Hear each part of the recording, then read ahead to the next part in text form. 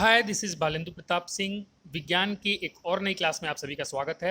ये कक्षा 10 की विज्ञान की क्लास है और आज का टॉपिक आपको स्क्रीन पे दिखाई दे रहा होगा, अपवर्तनांक या फिर इंग्लिश में इसको हम लोग कहते हैं रिफ्रैक्टिव इंडेक्स। यही पढ़ने वाले स्टूडेंट्स हम लोग। देखिए, अपवर्तनांक किसी भी एक सिंगल मीडियम का बता पाना पॉसिबल नहीं है। अपवर्तनांक एक ऐसी राशि है जिसको आप किसी न किसी से तुलना करके ही पढ़ सकते हो, जिसके बारे में आप किसी न किसी से तुलना करके ही बता सकते हो। मतलब किसी भी एक माध्यम के अपवर्तनांक का कोई मतलब नहीं है।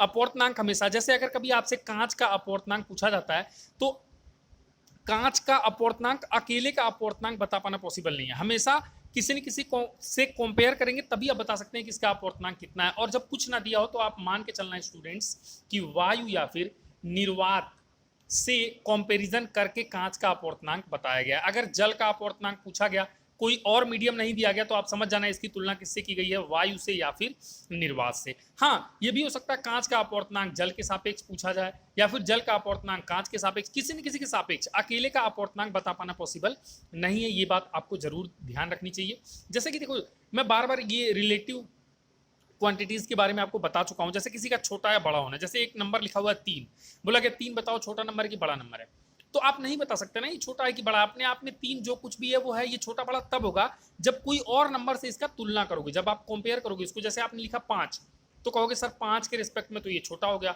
आपने लिखा 2 तो कहोगे सर 2 के रिस्पेक्ट में तो ये बड़ा हो गया। तो ये कई बार बड़ा भी हो जाता है, कई बार ये छोटा भी हो जाता है, डिपेंड्स ऑन कि आप इसकी तुलना किससे करते हैं। ऐसे ही अपवर्तनांक है। अपवर्तनांक अकेले का बता पाना पॉसिबल नहीं है जब तक आपको कोई एक और मीडियम ना दिया जाए, किसी एक माध्यम के सापेक्ष अपवर्तनांक ना पूछा जाए। ठीक है, इतना आपको समझ में आ गया होगा। अब देखिए, अपवर्तनांक में देखिए, आपको हमेशा अपवर्तनांक तभी होगा जब अपवर्तन होगा। अपवर्तन कैसे होता है, एक माध्यम से किरणें आती हैं, इनका रास्ता कुछ अलग होता है, ऐसे जाना चाहिए होता है, जहां पे गिरती हैं यहाँ पे एक लंब डाल देते हैं, अभिलंब कहते हैं। अब ये मीडियम नंबर 1 मान लो, इसको मान लो मीडियम नंबर 2। ध्यान से देखना, मीडियम नंबर 1, मीडियम नंबर 2। तो मीडियम 1 अगर सपोज दैट मैं आपको बता देता हूं कि ये सघन है और ये आपका मीडियम नंबर 2 विरल है, मैंने आपको बता दिया। तो सघन से जब विरल में जाएगी तो आपको पता है अभिलंब से दूर हट जाएगी, तो मान लो इस तरीके से रेज निकल गई।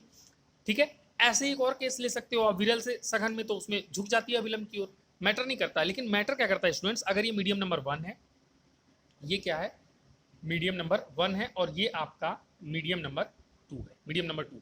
अब मीडियम 1 से अगर 2 में जा रही है स्टूडेंट्स, तो ध्यान से बी केयरफुल। देखिए, अपवर्तनांक आपको बताने जा रहा हूं, मीडियम 1 से 2 में, तो 1 के रेस्पेक्ट में 1 से किरण आई है ना, आने वाली किरण 1 से आ रही है ना, तो 1 से आ रही है तो 1 को पहले लिखो, अपवर्तनांक लिखो, और किसका, 2 में जा रही है ना तो 2 का अपवर्तनांक।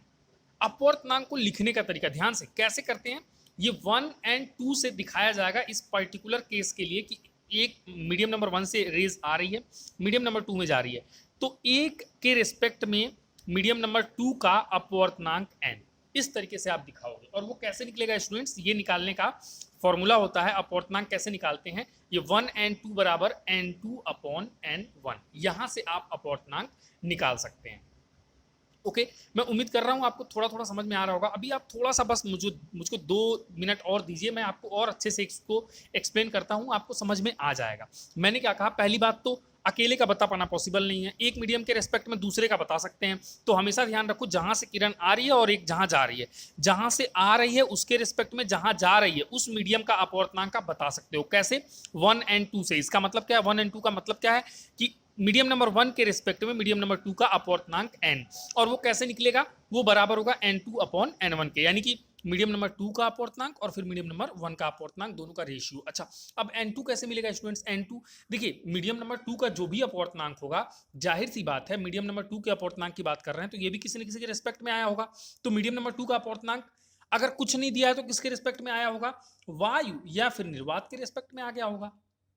ऐसे मीडियम नंबर 1 का भी अपवर्तनांक n1, अगर कोई पूछे n1 कहां से मिला, तो n1 भी निकला होगा किसके रिस्पेक्ट में, वायु या फिर निर्वात के रिस्पेक्ट में। उम्मीद करता हूं आप समझ पा रहे होंगे। तो ये n2 और n1 अगर आपको पता है तो मीडियम नंबर 1 के रिस्पेक्ट में मीडियम नंबर 2, 1 के रिस्पेक्ट में 2 का अपवर्तनांक बराबर n2 अपॉन n1 आप यहां से निकाल सकते हैं। एक और फॉर्मूला है, चूंकि अपवर्तनांक बराबर स्टूडेंट्स मैंने आपको कल ही पढ़ाया है, अगर आपने कल का लेक्चर नहीं देखा, देखिए मैं आपको थोड़ा सा बता दे रहा हूँ कि अगर आपने प्रकाश का अपवर्तन का कारण है ना, सघन माध्यम, विरल माध्यम, लेटरल डिस्प्लेसमेंट, आयताकार स्लैब से अपवर्तन या फिर अपवर्तन के नियम, ये सारे टॉपिक्स आपने अगर नहीं पढ़े हैं तो मेरे जो इसके ठीक पहले के लेक्चर्स हैं उन लेक्चर्स को जाके अटेंड करिए। वो आपको डिस्क्रिप्शन बॉक्स में नीचे उनका लिंक दिया हुआ है। जो बच्चे नहीं पढ़ पाए हैं वो वहाँ से जाके पढ़ें। बहुत ही महत्वपूर्ण वीडियो है, बहुत ही अच्छा उसमें एक्सप्लेन किया गया है। वो अगर आप अच्छे से पढ़ लेंगे तो ये आपको अच्छे से समझ में आएगा। ठीक है, तो कल ही मैंने अपवर्तनांक आपको पढ़ाया था। स्नेल्स लॉ में स्टूडेंट्स थोड़ा सा आप चीज़ों को रिलेट करना सीख जाओ ना, आपको इतना मजा आएगा पढ़ने में फिजिक्स की, पूछो मत। अपवर्तनांक n बराबर मैंने आपको पढ़ाया था कल ही, साइन आई अपॉन साइन आर, ये पढ़ाया था मैंने, साइन आई अपॉन साइन आर, जहां पे आई होता था इंसिडेंट एंगल और आर होता था रिफ्रेक्टेड एंगल। कल बताया मैंने स्नेल्स लॉ में। और यहाँ पे देखो ना, अभिलंब से जो आने वाली किरण है यही आई बनाती है और जो जाने वाली किरण है यही आर बनाता है। तो साइन आई अपॉन साइन आर से भी अपवर्तनांक n निकाल सकते हैं, ये मैं कल ही बता चुका हूं। तो यहाँ पे उसको भी रिलेट कर लेते हैं। अगर सपोज दैट मान लो इस मीडियम में अगर आई कोण बना है और इस मीडियम में अगर आर कोण बना है, तो आप इसको कैसे लिख सकते हो, साइन आई अपॉन साइन आर। यहां से भी आप क्या कर सकते हैं, अपवर्तनांक रिफ्रैक्टिव इंडेक्स निकाल सकते हैं। तो ये अपवर्तनांक यहां से निकलता है और अपवर्तनांक की एक्चुअल परिभाषा यही होती है। अपवर्तनांक पहली बात तो रिलेटिव होता है, एक मीडियम के रेस्पेक्ट में दूसरे मीडियम का आप निकाल सकते हो। तो जहां से आ रही है उसके रेस्पेक्ट में जहां जा रही है उसका आप निकाल सकते हो। कैसे निकलेगा, 1 एंड 2 से। ये जब भी पढ़ोगे आप कैसे क्या पढ़ोगे इसको, कि मीडियम नंबर 2 का अपवर्तनांक मीडियम नंबर 1 के रेस्पेक्ट में कितना है, n2 अपॉन n1 है। और या फिर साइन आई अपॉन साइन आर से भी इसको निकाला जा सकता है। तो उम्मीद करता हूं ये बात जरूर आपको समझ में आई होगी। अपवर्तनांक निकालना अब आप सीख गए होंगे। अच्छा, ये मीडियम नंबर 1 को ये ऐसे ले लो ना, मीडियम नंबर 1 को थोड़ा सा और समझो, कांच ले लो और मीडियम नंबर 2 को आप जल ले लो। तो आप कह सकते हो कांच के रेस्पेक्ट में आप, अच्छा कांच को इंग्लिश में क्या कहते हैं, ग्लास कहते हैं ना, ग्लास कहते हैं कि नहीं कहते हैं, कांच को इंग्लिश में क्या कहते हैं, ग्लास। ध्यान दीजिएगा, आपको एक और कॉन्सेप्ट बता रहा हूं, एक और अच्छी चीज बता रहा हूं। और पानी को इंग्लिश में क्या कहते हैं, वाटर। क्या कहते हैं, वाटर। तो अगर कांच के रिस्पेक्ट में वाटर का निकालना हो तो कांच को ग्लास यानी कि जी के रिस्पेक्ट में अपवर्तनांक किसका निकालना है, चूंकि पानी में गई है तो पानी बाद में आएगा, जहां से आई है वहां से शुरू करो लिखना और जहां गई है वहां पे खत्म कर दो। तो जी से आई है अपवर्तनांक और दूसरे मीडियम का यानी वाटर का जी एंड डब्ल्यू, इसको लिख सकते हो। कैसे निकलेगा भाई, कैसे निकलेगा, अपवर्तनांक आपको वाटर का लिखना पड़ेगा पहले और बटे अपवर्तनांक आपको ग्लास का लिखना पड़ेगा। यही n2 अपॉन n1 को मैंने एक और नॉर्मल वे में आपको लिखना सिखा दिया भाई, आप थोड़ा सा और यूज टू हो जाओगे, आपको और आसानी से समझ में अब आपको समझ में आ रहा होगा। तो जी एंड डब्ल्यू बराबर आप क्या लिख सकते हो, N W upon N G, ये वाला पहले आता है और बटे में ये वाला आता है। ठीक है, ये ऐसे लिख सकते हो, या फिर यही बराबर साइन वही आई, ये वाला आई और बटे साइन का आर भी लिख सकते हो आप। यहां से अपवर्तनांक आपका निकल जाएगा। उम्मीद करता हूं आप इसको समझ पा रहे हैं। अब देखिए एक और इंपॉर्टेंट बात आपको बता दें, अब इसी अपवर्तनांक में एक और शब्द आता है, ध्यान से देखिएगा स्टूडेंट्स, यहाँ पे कॉर्नर में मैं समझा देता हूं। एक और अपवर्तनांक आता है निरपेक्ष, निरपेक्ष, देखिएगा निरपेक्ष अपवर्तनांक, निरपेक्ष अपवर्तनांक, या फिर इसको इंग्लिश में ये क्या होता है अभी बताऊंगा, एक सेकंड लगेगा। निरपेक्ष अपवर्तनांक, इसको इंग्लिश में absolute, absolute ABSOLUTE, absolute refractive index कहते हैं। एब्सोल्यूट रिफ्रैक्टिव इंडेक्स क्या होता है स्टूडेंट्स, जब भी देखिए अपवर्तनांक आप वायु या फिर निर्वात की तुलना में निकालते हैं, जैसे ये मीडियम नंबर 1 और 2, एक कांच था एक जल था, तो कांच के रेस्पेक्ट में जल का निकाला। तो ऐसे चूंकि इन दोनों की तुलना करने पे निकल रहा है, तो इस तरह का जब अपवर्तनांक आप निकालते हैं तो इसको थोड़ा घावच पौच हो रहा है पर ध्यान से देखो, इसको ना relative RELATIVE relative refractive index कहते हैं। ऐसे वाले अपवर्तनांक को क्या कहते हैं, रिलेटिव रिफ्रैक्टिव इंडेक्स, कि किसी ने किसी की तुलना में किसी ने किसी की रिस्पेक्ट में निकाला गया है। ओके, और जब कभी ये कांच से जल में गया है, जब कभी अगर ऐसा हो जाए स्टूडेंट्स, जब कभी अगर ऐसा हो जाए कि अगर आपका जो एक मीडियम है, अगर आपका एक मीडियम है, ध्यान से देखिएगा, ध्यान से देखिएगा, अगर आपका एक मीडियम है, दो मीडियम था हमारे पास, यहां से आ रही थी ऐसे जा रही थी, ये ऐसे ऐसे हो गई थी। अगर सपोज दैट ये वायु हो जाए, ये वायु हो जाए और ये एक मीडियम नंबर 2 कोई और मीडियम है, मीडियम नंबर 2 कोई और मीडियम है, तो आप क्या कहोगे कि एयर से मीडियम नंबर 2 में गई है, तो एयर के रिस्पेक्ट में अपवर्तनांक मीडियम नंबर 2 का कैसे निकलेगा, n2 अपॉन na से, यहां से निकल जाएगा। लेकिन जब भी ये मीडियम नंबर 1 वायु हो जाए या फिर निर्वात हो जाए, medium number 1, I repeat again, medium number 1 वायु हो जाए या फिर निर्वात हो जाए, तो इस तरीके का जब अपवर्तनांक निकलता है, तो इस अपवर्तनांक को हम लोग इसको एब्सोल्यूट रिफ्रैक्टिव इंडेक्स कहते हैं, यानी कि इसको कह सकते हो हिंदी में निरपेक्ष अपवर्तनांक, absolute refractive index. Absolute means कि एयर या निर्वात के रिस्पेक्ट में निकला है, और जब रिलेटिव होगा तो एयर नहीं होगा, फिर यहाँ पे हो सकता है कांच हो, यहाँ पे पानी हो, यहाँ पे हो सकता है कोई भी मीडियम ले लो, यहाँ पे सपोज दैट यहाँ पे कुछ भी, यहाँ पे तेल है, यहाँ पे पानी है, यहाँ पे कांच है, यहाँ पे तेल है, कुछ भी आप ले सकते हो। अगर अलग अलग दो मीडियम है तो वो रिलेटिव रिफ्रैक्टिव इंडेक्स है, और अगर वायु के रिस्पेक्ट में निकाला, मीडियम नंबर 1 क्या हो गया, एयर हो गया, तो वो कौन सा रिफ्रैक्टिव इंडेक्स है, वो एब्सोल्यूट रिफ्रैक्टिव इंडेक्स है। ओके, लिखने का तरीका यही है, निकालने का भी तरीका यही है, ये भी साइन आई अपॉन साइन आर से निकल जाएगा, वो भी बस वो दो अलग अलग मीडियम थे, और यहाँ पे एयर या फिर निर्वात के सापेक्ष जब हम निकालते हैं तब हम इसको रिलेटिव ना कह के एब्सोल्यूट कह देते हैं। ठीक है, तो इस तरीके से आप अपवर्तनांक को समझ सकते हैं, इस तरीके से आप अपवर्तनांक को निकाल सकते हैं।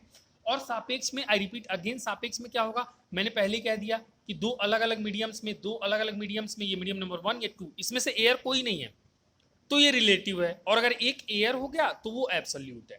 आप समझ पा रहे होंगे। ठीक है, एक चीज और आपको थोड़ा सा बता देता हूं इसी में, कि अगर सपोज दैट, थोड़ा सा देखिए, चालाकी से पढ़ेंगे तो फिर आपको पढ़ने में मजा आएगा, और as a class 10th students आपको थोड़ा सा मेच्योरिटी दिखाना पड़ेगा।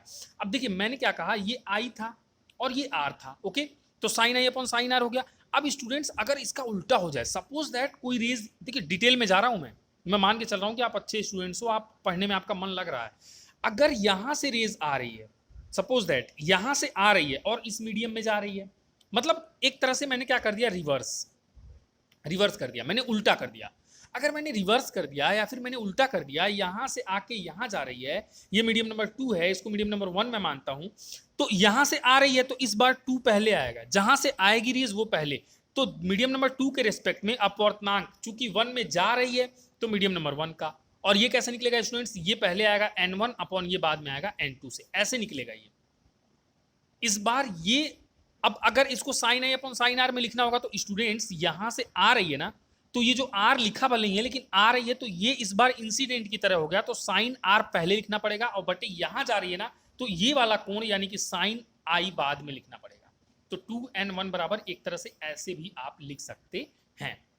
उम्मीद करता हूं आप समझ पा रहे होंगे मैं क्या कह रहा हूं। मैं कह रहा हूं जहां से आएगी वो पहले होगा, उसके रिस्पेक्ट में दूसरे वाले का जहां जाती है उसका अपवर्तनांक हम लोग निकालते हैं। तो अगर ये यहां से आ रही है तो इस बार क्या हो गया, 2 पहले आ गया, यानी 2 के रिस्पेक्ट में 1 का अपवर्तनांक कैसे निकलेगा, n1 यानी कि इस मीडियम का अपवर्तनांक बटे इस मीडियम का अपवर्तनांक, और ये सब एयर के रिस्पेक्ट में निकाले गए होंगे, वो आपको क्वेश्चन में दिया गया होता है, अभी क्वेश्चन कराऊंगा आपको क्लियर हो जाएगा। और यहाँ पे देखिए साइन आई अपॉन साइन आर से निकालेंगे तो जहां से आ रही है वो पहले, यानी कि साइन आर पहले आ जाएगा, बटे जहां को जा रही है वो बाद में, साइन आई बाद में आ जाएगा। तो या ऐसे इस तरीके से आप अपवर्तनांक को सीख सकते हैं, अपवर्तनांक को आप निकाल सकते हैं। उम्मीद करता हूं आप समझ पा रहे होंगे इस चीज को, जो मैं आपको रिलेटिव और एब्सोल्यूट वाला भी बताया मैं, उसको भी आप रिलेट कर पा रहे होंगे। रिलेटिव कब होगा भाई, रिलेटिव शब्द खुद बता रहा है, वर्ड खुद बता रहा है कि दो लोग होंगे, दो मीडियम, एक मीडियम यहाँ पे कुछ भी ले लो, कांच, यहाँ पे ले लिया जल, दो अलग अलग मीडियम्स हो गए। अच्छा, इसी कांच का अपवर्तनांक अगर दिया है मान लो कुछ भी 2.4, सपोज मैं ऐसे ही ले रहा हूँ, ये सही नहीं लिख रहा हूँ, बस मैं आपको बता रहा हूँ, सपोज दैट 2.4, तो ये 2.4 कहाँ से आया होगा भाई, ये एयर के रिस्पेक्ट में जब निकाला होगा, एयर के रिस्पेक्ट में, तब 2.4 आया होगा। तो एयर के रिस्पेक्ट में जो निकाला है वो एब्सोल्यूट है, ये कांच का जो दिया है ये एब्सोल्यूट है, और कांच के रिस्पेक्ट में जल का मैं निकालूंगा वो रिलेटिव हो जाएगा। ठीक है, तो उम्मीद करता हूँ अपवर्तनांक का लॉजिक आपको समझ में आया होगा। और अभी फिलहाल मैं अपवर्तनांक का नोट्स आपको दे रहा हूँ स्क्रीन पे, आप वहां से उसको लिख लीजिए। और एक बार और मैं आपको थोड़ा सा बता दूंगा अगर वहां पे कुछ बताने लायक होगा, वैसे कुछ बताने के लिए छूटा नहीं है। अपवर्तनांक का आप नोट्स लिखिए, फिर एक दो एग्जाम्पल्स करेंगे, ठीक है, उसके बाद आगे चलेंगे। ओके, तो नोट्स लिखिए स्टूडेंट्स, ये रहा नोट्स आपके सामने। देखिए अपवर्तनांक रिफ्रैक्टिव इंडेक्स, यदि प्रकाश की किरणें माध्यम 1 से माध्यम 2 में प्रवेश करती हैं तो अपवर्तनांक निम्न सूत्र द्वारा व्यक्त किया जाता है। ये फिगर आपको बनाना मस्ट है, ये फिगर जैसे मैंने बनाया, मीडियम 1 मीडियम 2 मैंने एज्यूम कर लिया, ये सघन है, ये विरल है, आर ये जारी, ये आई ये आर, तो 1 के रिस्पेक्ट में 2 का अपवर्तनांक यानी कि 1n2 कैसे निकलेगा, n2 अपॉन n1 से, और साइन आई अपॉन साइन आर से वो तो कल ही बता दिया था मैंने, आने वाली में आई है जाने वाली में आर है, तो साइन आई अपॉन साइन आर से निकल जाएगा। तो क्या पढ़ते हैं वो भी मैंने लिख दिया है। अच्छा, 1 and 2 को या तो अपवर्तनांक सिंपली कह देते हैं या फिर सापेक्ष अपवर्तनांक या फिर रिलेटिव रिफ्रैक्टिव इंडेक्स कहते हैं, वो भी बता दिया मैंने। यहाँ पे नोट पॉइंट में अगर मैंने कहा कि पहला वाला मीडियम वायु या निर्वात हो जाता है तो आगे वाला कोई भी मीडियम होगा वायु या निर्वात के सापेक्ष जब उसका अपवर्तनांक निकलेगा तो वो एब्सोल्यूट या फिर निरपेक्ष अपवर्तनांक कहलाएगा। वो भी मैंने यहाँ पे बता दिया आपको, निरपेक्ष अपवर्तनांक या फिर एब्सोल्यूट रिफ्रैक्टिव इंडेक्स क्या होता है। तो ये वीडियो को पॉज करिए और ये नोट्स जैसे मैंने लिखा है साफ साफ ऐसे ही आप भी इसको लिख के कंप्लीट करिए। मैं उम्मीद करता हूँ कि आप नोट्स लिखेंगे और लिख के जिन भी बच्चों के पास मेरा नंबर है वो मेरे को मैसेज करेंगे, व्हाट्सएप करेंगे। करिए इसको कंप्लीट, फिर आगे चलते हैं, एक दो एग्जाम्पल करते हैं, तब जाके ये लेक्चर खत्म करेंगे। चलिए स्टूडेंट्स एक एग्जाम्पल करते हैं, अपवर्तनांक और क्लियर हो जाएगा। बहुत ही बढ़िया लेक्चर है ये, मतलब अपवर्तनांक समझने के लिए इस लेक्चर को 2-3 बार आप देखिए, चीज़ों को समझिए। अगर आपको एक बार में नहीं आता है, वैसे जैसे मैंने एक्सप्लेन किया, मुझे लगता है कि पहली बार में ही अच्छे बच्चों को समझ में आ जाएगा। तो इस एग्जाम्पल को करते हैं, थोड़ा सा और कॉन्सेप्ट क्लियर होगा। कहता है जब प्रकाश की किरण विरल से सघन माध्यम में जाती है, देखिए क्या कह रहा है, पहले लॉजिक को समझिए, लॉजिक को समझिए आप, ठीक है। वो ये कह रहा है कि एक माध्यम से दूसरे माध्यम में जा रही है। अब ये वाला जहां से आ रही है ये विरल है, जहां जा रही है ये कैसा है, ये सघन है, यही कहना चाह रहा है ये। तो जाहिर सी बात है ये अभिलंब होगा, इसका रास्ता ये था विरल से सघन में, विरल से सघन में तो अभिलंब की ओर झुक जाती है, आप ध्यान देना, ठीक है, अभिलंब की ओर झुक जाती है, ये तो होता ही होता है। अब ये जब प्रकाश की किरण विरल से, तो विरल से सघन माध्यम में, ये रहा सघन, जाती है, जा रही है, तो आपतन कोण व अपवर्तन कोण क्रमशः, आपतन कोण ये वाला होता है आई, वो 45 डिग्री है, और अपवर्तन ये वाला होता है जहां पे अपवर्तित होकर जाती है, इस मीडियम नंबर 1 से ये 2 में अपवर्तित होकर गई है, तो 2 में कितना बना है 30, दिखेगा वही लिखा है। तो आई बराबर क्या हो गया, कहीं ना कहीं 45 डिग्री, आई बराबर क्या हो गया, इंसिडेंट आने वाला है तो 45 डिग्री, और आर बराबर रिफ्रैक्शन यानी जाने वाला है, तो ये देखो जाने वाला कितना है 30 डिग्री। ओके, तो आई पता चल गया और आर पता चल गया, होते हैं, क्रमशः बोला था इसलिए क्रम से मैंने आई और आर को ले लिया। अच्छा एक बात और सोचो, देखो ध्यान से चीजों को समझोगे तो कितना मजा आता है साइंस में। अब विरल से सघन में, विरल 45 है और ये 30, तो 30 45 से कम होता है कि नहीं, होता है। और आपको भी पता है कि जाना इसको ऐसे चाहिए था, अगर ये 45 है तो ये पूरा कितना होता, 45 होता, लेकिन ये जब विरल से सघन में जाएगी तो झुक जाएगी, झुकेगी तो 45 से कुछ कम होगी, तो होना भी चाहिए। और देखो 30 इसीलिए कुछ कम करके दिया भी है। तो हर चीज को लॉजिक से समझो तो आपको बड़ा आसान लगेगा। कह रहा है तब प्रथम माध्यम के सापेक्ष द्वितीय माध्यम का, यानी कि इसके सापेक्ष, ये मीडियम नंबर 1 के सापेक्ष 2 का अपवर्तनांक, एक के रिस्पेक्ट में अपवर्तनांक किसका, 2 का, 1 और 2, तो कैसे लिखोगे, ये सिंपली ऐसे होता है ना, साइन आई अपॉन साइन आर। भाई 1 से 2 में जा रही है तो 1 के रिस्पेक्ट में 2 का अपवर्तनांक, मैंने पहले कहा जहां से आ रही है उसका साइन आई और जहां जा रही है उसका साइन आर ले लो तो निकल जाता है, क्योंकि आई और आर पता भी है तो लिख दो। साइन का आई का लिख दो 45 अंश, और बटे साइन आर का लिख दो 30 अंश। अब साइन 45 अगर आपको पता नहीं है तो मैं बता देता हूँ, साइन 45 डिग्री का मान यहीं पे याद कर लो आज ही। साइन 45 बराबर होता है 1/2 जब त्रिकोणमिति में पढ़ाऊंगा तो ये सब चीज़ें भी आएंगी, ये भी मैं एक्सप्लेन कर दूंगा आपको कि 30 डिग्री 45 डिग्री 60 डिग्री 90 डिग्री मान कैसे याद करते हैं, आसान तरीके से आपको ट्रिक से समझा दूंगा। साइन 45 का मान ये होता है और साइन 30 का मान मैं आपको बता दे रहा हूँ 1/2 होता है, मैं आपको बता दे रहा हूँ, अगर आपको पता नहीं है तो यहाँ पे रख दो। तो साइन 45 का 1/2 रखोगे, बटे का मतलब क्या होता है भागा, साइन 30 का मान 1/2 रख दो, तो 1/2 और भागा को बदल दो गुणे में 2/1, यानी ये हो गया 2/2। नीचे करड़ी हो नहीं सकती है तो परिमेयकरण करना पड़ता है, तो करड़ी में 2/2, परिमेयकरण कर दो, करनी घटाने के लिए करनी में 2/2, ये कितना हो जाएगा 2 करड़ी में 2 और बटे करड़ी में 2, करड़ी में 2 से गुणा होगा तो 2 से 2 कट गया, तो बराबर कितना आ गया, करड़ी में 2 आ गया, यही आपका आंसर है। करड़ी में 2 का मान कितना होता है, करड़ी में 2 का मान अगर किसी बच्चे को पता हो तो 1.41 ऐसी समथिंग होता है, 1.41 आई थिंक 1.414 करनी में 2 का मान, तो चाहे आप यही आंसर लिख दो चाहे 1.414 लिख के ये आंसर लिख दो, आपकी मर्जी। तो उम्मीद करता हूँ ये एग्जाम्पल समझ में आया होगा। चलो इसको पॉज करो और फटाफट इस एग्जाम्पल को करो आप, फिर एक और एग्जाम्पल कराता हूँ, तब क्लास खत्म होगी आज की। जल्दी से करिए इसको फटाफट। चलिए तो एक एग्जाम्पल और करते हैं, इसको भी देखते हैं कि ये भी एग्जाम्पल बहुत अच्छा एग्जाम्पल है ये, इससे भी आपको बहुत कुछ सीखने को मिलेगा। इसके पहले मैं आपको ज़रूर कहना चाहूँगा कि अगर आपको ये लेक्चर अच्छा लगा हो तो जल्दी से इसको लाइक कर दो, सब्सक्राइब अगर नहीं किया है, कोई नया स्टूडेंट है पहली बार पढ़ रहा है इस चैनल पे तो सब्सक्राइब कर लो, और शेयर तो जितना मर्जी उतना कर दो ताकि और भी लोग इस वीडियो से कुछ फ़ायदा उठा सकें। मैं पहले कह रहा हूँ ये वो वीडियोज़ नहीं है कि आपको थोड़ा सा पढ़ाया फिर छोड़ दिया, कुछ एक इंपॉर्टेंट चीज़ उठा के ट्रिक के थ्रू यहाँ पे पढ़ा दिया, ट्रिक के थ्रू वहाँ पे पढ़ा दिया और फिर क्या किया, बाकी टॉपिक्स को छोड़ दिया। आप 9th में 10th में हो, आप कॉन्सेप्ट सीखो। मैं आई रिपीट अगेन कि कॉन्सेप्ट इंपॉर्टेंट है, ट्रिक नहीं। कॉन्सेप्ट आपको पता है, ट्रिक आप खुद से बना सकते हो। तो इसमें एक सिस्टमेटिक वे में आपको पढ़ाया जा रहा है, हिंदी में पढ़ाया जा रहा है, खास करके ये हिंदी मीडियम के जो भी स्टूडेंट्स हैं उनके लिए तो बहुत ही बेहतरीन होने वाला है, बशर्ते आप अगर इस वीडियो से जुड़ते हैं, पढ़ते हैं, आप घर पर मेहनत करते हैं तो। देखिए मीडियम का और इन चीज़ों का कोई लेना देना नहीं है, क्योंकि कुछ बच्चे अच्छे बच्चे थे पढ़ने वाले जो हिंदी मीडियम से थे, उन्होंने मुझसे रिक्वेस्ट किया सर पढ़ाइए, तो ऑनलाइन क्लास मैंने शुरू कर दिया। अदरवाइज मेरा कोई ऐसा मोटो नहीं था। तो बेहतर मैंने देखा कि बहुत सारे कंटेंट सीबीएसई बोर्ड और मतलब हैं इंटरनेट पे, वो भी इतने अच्छे नहीं है, क्योंकि मैं देख रहा हूँ कि बार बार कोई एक टॉपिक उठाया जाता है, उसको थोड़ा सा पढ़ाया जाता है, फिर बाद में क्या किया जाता है, छोड़ दिया जाता है, फिर कहा जाता है कि बच्चों को कि अगर आपको ये पढ़ना है तो मेरे पेड कोर्सेज को आप ले लो, पैसे जमा करो और ये ऑनलाइन क्लास खरीद लो, वो कर लो। ऐसा कुछ भी करने की जरूरत नहीं है आपको। आप आराम से इस चैनल पे पढ़ो विज्ञान और गणित, आपको बड़े आराम से आपके एग्जाम के पहले पहले मैं पढ़ा के खत्म कर दूंगा एकदम इजी वे में, अच्छे तरीके से।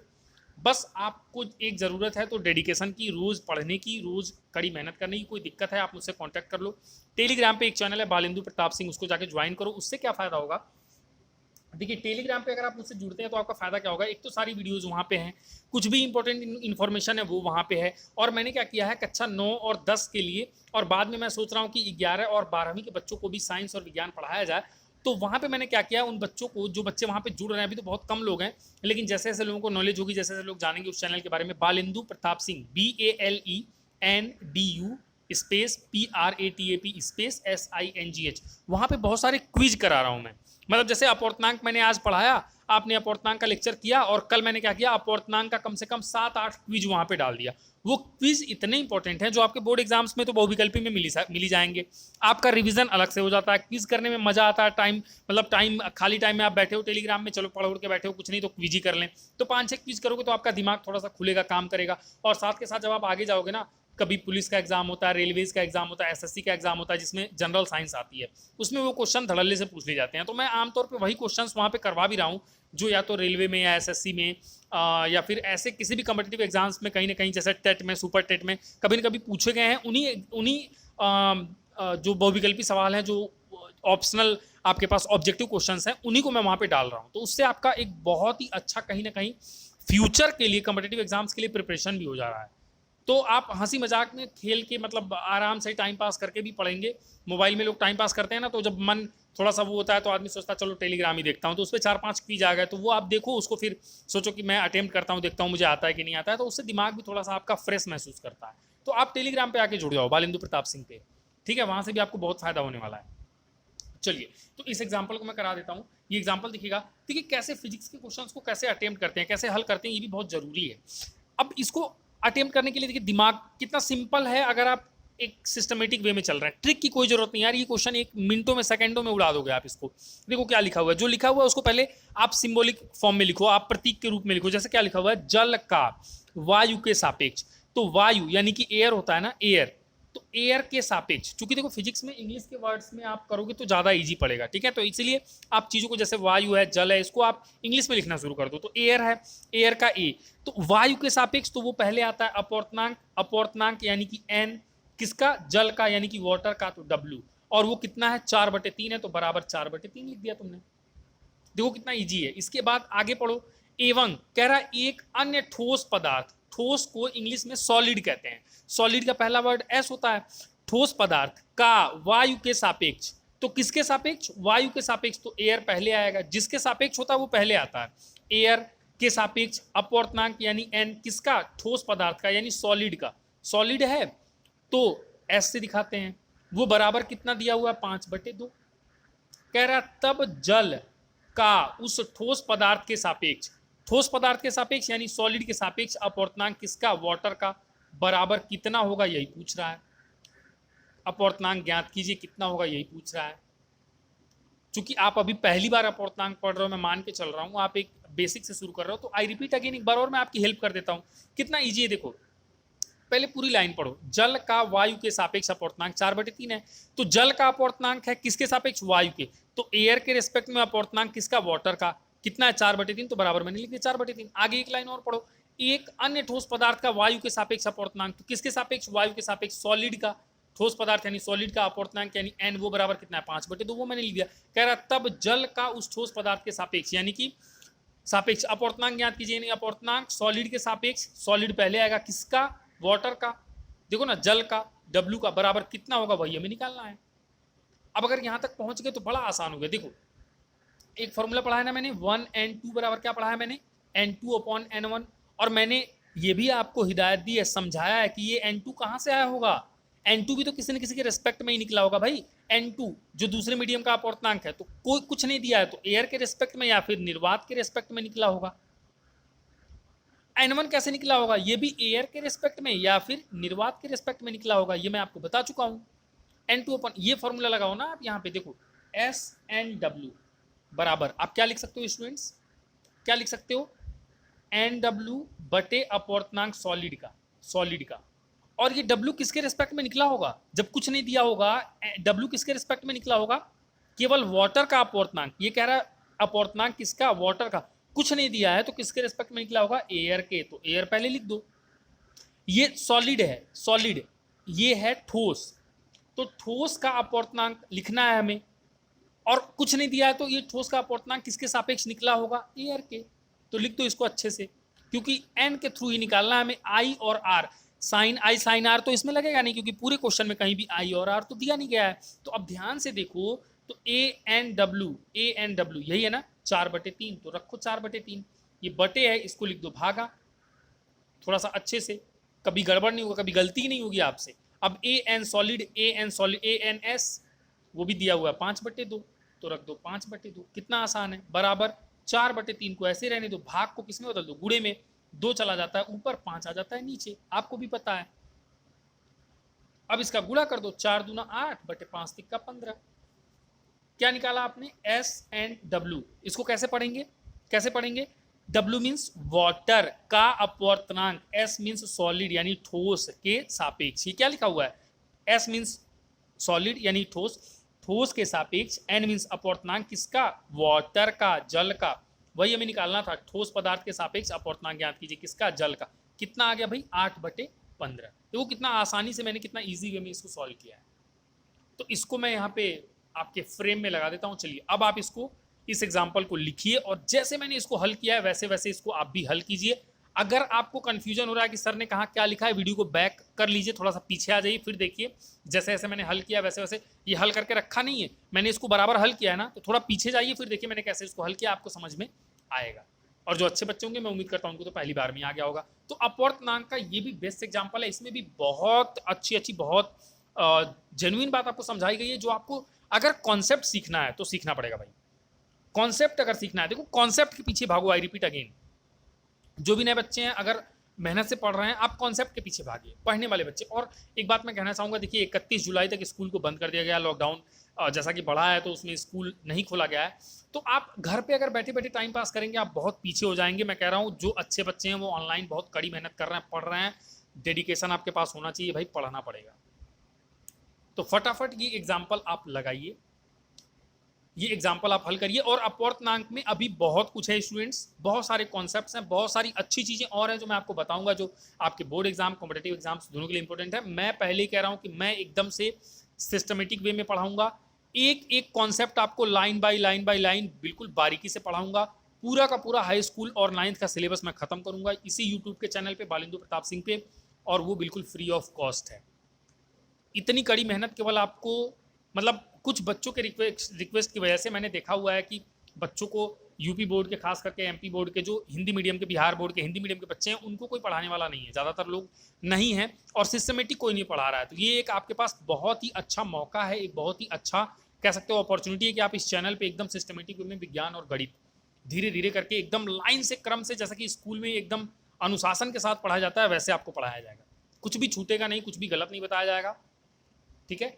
और मेरे बारे में अगर आप लोग जानना चाहते हैं, जब इस पे ढेर, इस चैनल पे बहुत सारे बच्चे हो जाएंगे, मेरे बारे में, मैं अपने बारे में भी आपको इंट्रोडक्शन दे दूंगा, एक वीडियो लेक्चर, वीडियो क्लास में, मैं मेरे पास क्या क्वालिफिकेशन है क्या नहीं है। और वैसे भी मैं कहता हूँ क्वालिफिकेशन आप छोड़ो, आप क्लास को अटेंड करो, आप वीडियोज़ को देखो। अगर आप क्लास को अटेंड करोगे ना, तो सामने वाले की क्वालिफिकेशन, सामने वाले का टैलेंट आपको अपने आप पता चल जाएगा। अगर वो टैलेंटेड है तो आपको पता लग जाएगा कि है तभी पढ़ा पा रहा है, और अगर नहीं है तब भी आपको पता लग जाएगा। तो अगर आपको लगता है कि सब कुछ जेन्युइन है, चैनल को सब्सक्राइब करो, शेयर करो, मेहनत से पढ़ाई करो, लाइक फटाफट ठोक दो, उससे पता चलता है कि हाँ बच्चों को मज़ा आ रहा है, तो मुझे भी थोड़ा सा मोटिवेशन मिल जाता है।